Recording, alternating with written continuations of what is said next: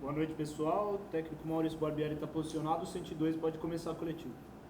Diego? Tá certo, então. Vamos começar a coletiva do técnico Maurício Barbieri após essa vitória por 2-1 diante do Santo André em Bragança. Barbieri, primeiramente eu queria que você falasse dessa vitória. Diego Pérez, estamos ao vivo aqui pela Rádio 102 FM para mais de 30 cidades. Essa vitória com um gol do Claudinho, um gol do Ítalo, elegemos o Everton, o melhor em campo pela partida que acabou fazendo, as boas investidas ofensivas. No segundo tempo, o Bragantino sofreu um pouco, o Santo André se impôs também, teve algumas oportunidades. Mas eu queria que você falasse também sobre essa possível paralisação, né, do dia 15 ao dia 30 do Campeonato Paulista. Qual é a opinião do técnico Maurício Barbieri sobre isso? Boa noite.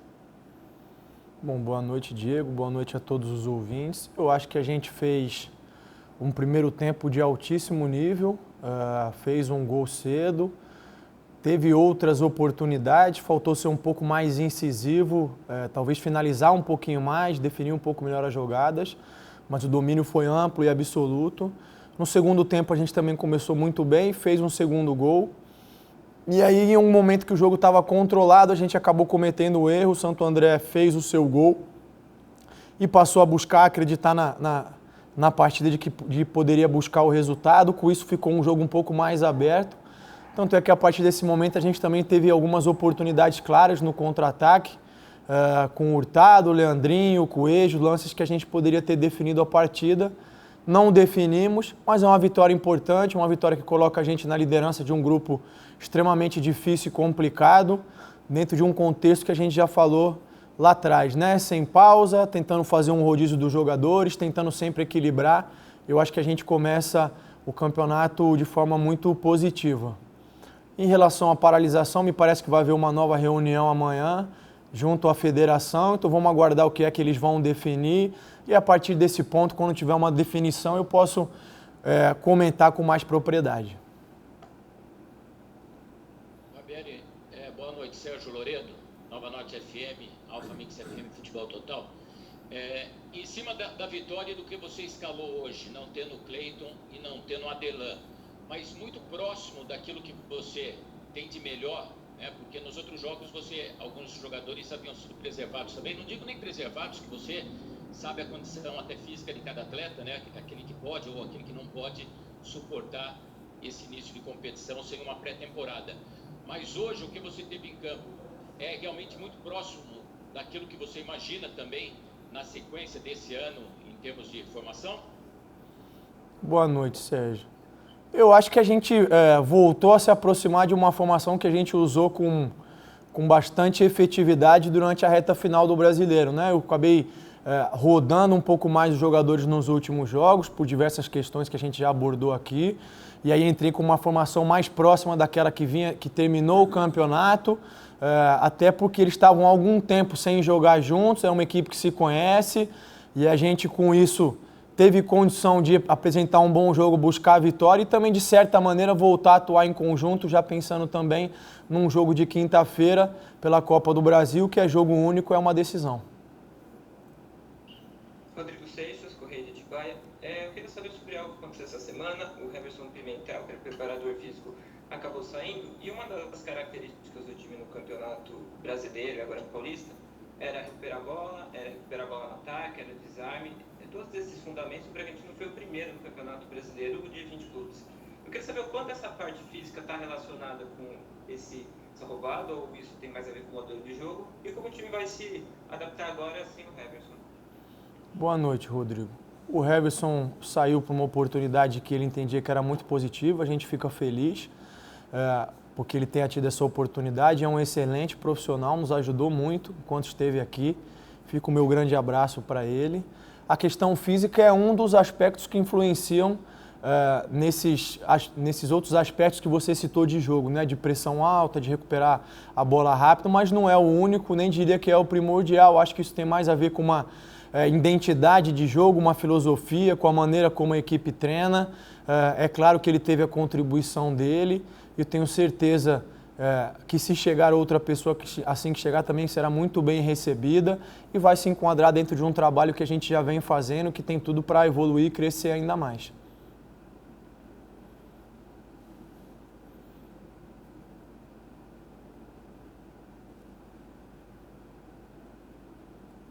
Globo Esporte, vai fazer? Se não, pode você, Angelito. Barbieri, boa noite, parabéns aí pela vitória. Bom, agora termina aí essa pausa do Campeonato Paulista para a Copa do Brasil. A pergunta é, você vai apostar nos jogadores que jogaram hoje com essa titularidade ou vai dar uma folga, vai apostar numa equipe mais mista para a Copa do Brasil? Boa noite. Eu acho que talvez a palavra não seja nem apostar, né? Eu disse numa pergunta anterior que quis voltar um pouco essa base do Campeonato Brasileiro, que era uma base que não jogava já alguns jogos juntas. Mas agora vamos avaliar como é que eles vão estar fisicamente. Ainda a gente pode, na Copa do Brasil, de repente, contar com a volta do Aderlan. Minha ideia não é, de maneira nenhuma, entrar com uma equipe dita alternativa ou algo assim, porque é um jogo único, é um jogo complicado. O Mirassol é uma equipe de Série A no Campeonato Paulista, que é o estadual mais difícil do país. É um grande adversário, vem num bom momento. Então a gente vai com muito respeito encarar esse jogo aí, que tem tudo para ser um jogo de muita dificuldade, mas a nossa ideia é buscar a classificação. Pedro Rigoni e Tomás Bragança, boa noite, Barbieri. Primeiro, parabenizar aí pela vitória em cima do Santo André. O time nos últimos jogos do Campeonato Brasileiro e no início desse Campeonato Paulista, pelo menos até a fase de grupos, é competição de pontos corridos. Teve bons desempenhos mantendo o padrão de jogo que você citou aí anteriormente, que é ofensivo. A tendência agora, né, para o próximo jogo na Copa do Brasil, é o Bragantino virar a chave para um confronto de mata-mata, em que o Bragantino tem a vantagem do empate.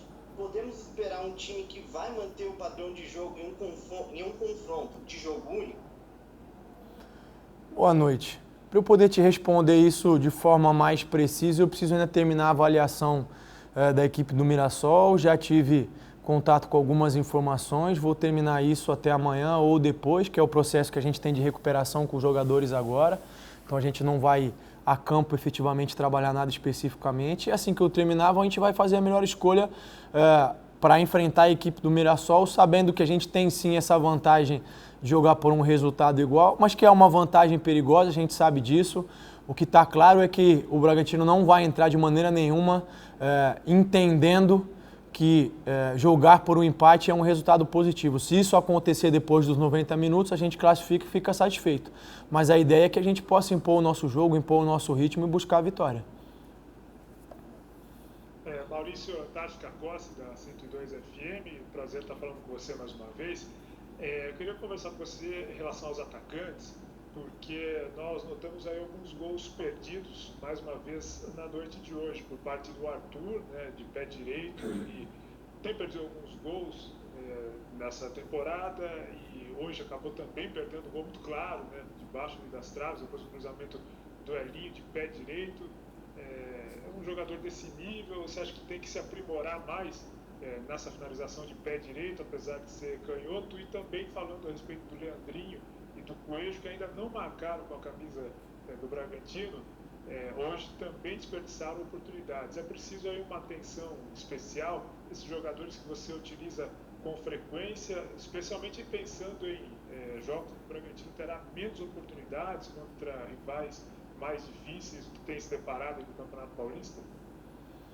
Bom, boa noite, Tarso. Prazer falar com você também. Esse é sempre um tema complicado, né, e delicado. A gente já vem há um bom tempo procurando melhorar essa eficiência das finalizações. É claro que o jogador naquele momento lá sempre quer acertar, e aí são detalhes que fazem a diferença. No caso específico do Arthur, eu acho que ele estava um pouco sem ângulo, talvez não tenha feito a melhor escolha ali, talvez pudesse pisar na bola e depois finalizar, enfim, ou tocar para trás. Eu ainda preciso rever o lance para ter certeza disso. O Coelho e o Leandro também tiveram boas oportunidades, buscaram acertar, mas são detalhes, e detalhes que, sem dúvida nenhuma, como você citou, a gente tem que procurar corrigir. A gente vem fazendo isso nos treinamentos. Agora, não existe uma matemática, né, que defina, olha, faça 3 treinos e a melhora vai ser efetiva, ou isso ou aquilo. A gente tem buscado melhorar nesse aspecto. Os jogadores são cientes, tanto é que o próprio Coelho e o próprio Leandro saíram um pouco chateados pelas oportunidades perdidas, mas isso é passado. Agora é levantar a cabeça, procurar trabalhar a partir de amanhã, para que assim que apareçam novas oportunidades a gente consiga ser efetivo. Barbieri, você falou, né, a gente tem que aguardar essa segunda segunda-feira para saber de fato o que vai acontecer. Mas a CBF já tinha anunciado até o jogo indo para Cariacica, né, contra o Mirassol, na próxima quinta-feira, às 19h15. Não sei se você já tem oficial, de fato, que o jogo vai ser no Espírito Santo. E o que eu queria saber contigo é justamente como que você, como técnico do time, analisa esse momento de repente, né, também ter viagens. É claro que vocês enfrentaram muitas viagens no Campeonato Brasileiro, mas agora com esse momento que a gente está vivendo. E a sua opinião, porque hoje muito se repercutiu o que aconteceu com o Gabigol, né, e ele lá num cassino clandestino e tudo mais. E a sensação que eu tenho é que o problema não é o protocolo do futebol, é o comportamento de atletas e da sociedade perante a pandemia e a gravidade que a gente está vivendo. Então eu queria que você falasse, por gentileza, isso e como que você vê, de repente, daí ter que ir até o Espírito Santo para um jogo de Copa do Brasil, um jogo único, decisivo, mas também, né, muda toda a sua logística em termos de preparação, viagem, concentração e tudo mais. Bom, boa noite.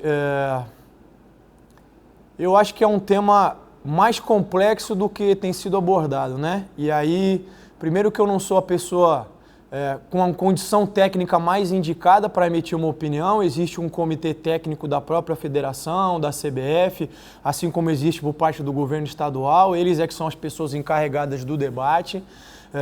Como você frisou bem, eu acho que tem se misturado algumas coisas. Uma coisa é um comportamento de um indivíduo, no caso exclusivo que você citou, e que não tem absolutamente nada a ver com o futebol.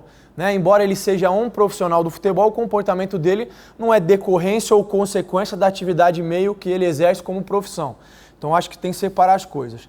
Um outro ponto que eu acho importante é que eu acho que a gente, com essa discussão que deveria ficar a cargo de quem tem condição técnica para decidir, a gente de repente está botando foco em pontos que são menos importantes. O que deveria ser discutido é a questão de vacinação, a questão de melhores condições para os profissionais de saúde, a questão de cuidar melhor das pessoas de risco. É isso que efetivamente vai fazer a diferença na pandemia. Não estou dizendo que a discussão em torno do futebol não tenha importância, mas eu acho que ela é secundária em relação a uma série de outras coisas que têm sido pouco debatidas e que vão apresentar um ganho para a sociedade de uma maneira geral muito maior, né? Volto a dizer, espero que as pessoas que são as capacitadas para tomar as melhores decisões técnicas assim o façam e a mim cabe acatar.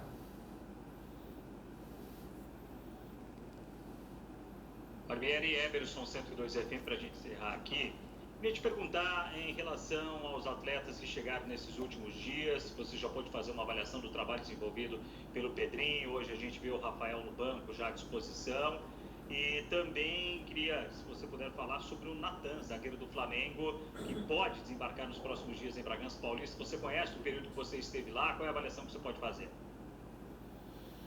Olha, o Rafael teve a oportunidade de vir hoje para o jogo, ainda é cedo, ele ainda treinou poucas vezes, é uma situação em que a gente só tinha um lateral de ofício que era o Everton, então a gente trouxe o Rafael também, se houvesse oportunidade, claro, ele iria entrar. O Pedrinho a gente está na mesma linha, avaliando com calma ainda.